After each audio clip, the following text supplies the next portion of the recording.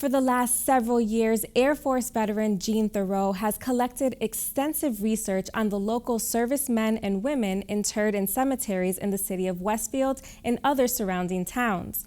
Along with his research, Theroux trains volunteers to help clean and restore veterans' gravestones, and in doing so, works to preserve the memories of those who served our country in the armed forces.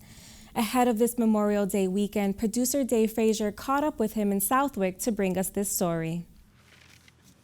Tucked in the back of the old cemetery in Southwick, Gene Theroux and some volunteers are working to reset a military veteran's grave that has fallen over.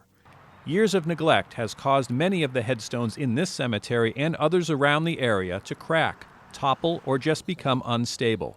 Theroux has taken on the responsibility of repairing them. I believe in the 4 pillars of service of the American Legion, and part of that strong is Americanism, community service, and that's what this is all about in the cemeteries, Americanism and civil service.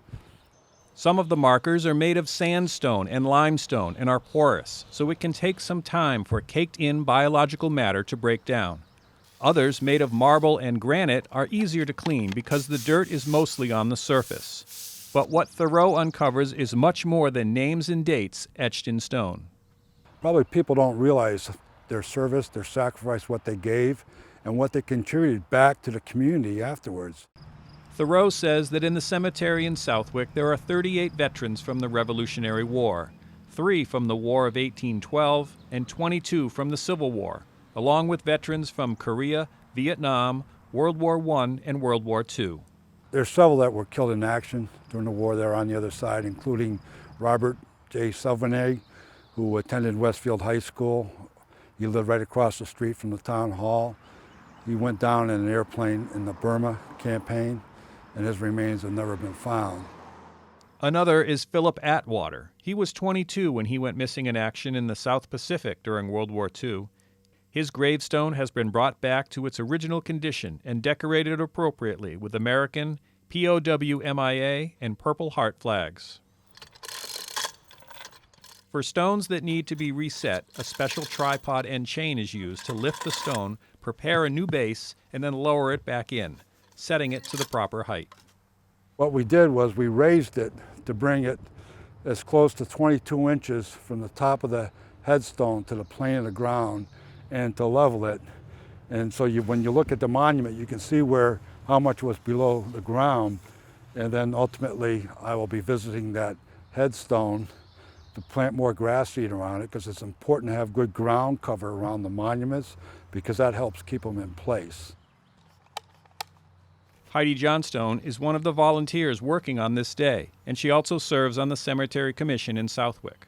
While doing some ancestry work, she discovered several members of her family were buried there.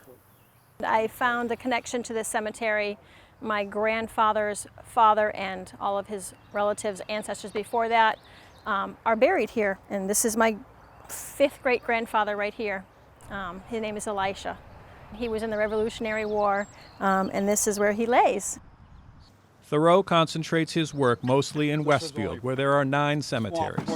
He recognizes the years of neglect many of these gravestones have suffered, but one by one, with the help of others in the community, he hopes to bring them back to the condition they deserve. I just find it so remarkable about the service and the sacrifice and the call to duty, what those folks did. 20 years from now, or wherever we might be, and we can no longer contribute and participate, we have to make sure that our country is left in good hands, and that people know what liberty and freedom and what people sacrificed.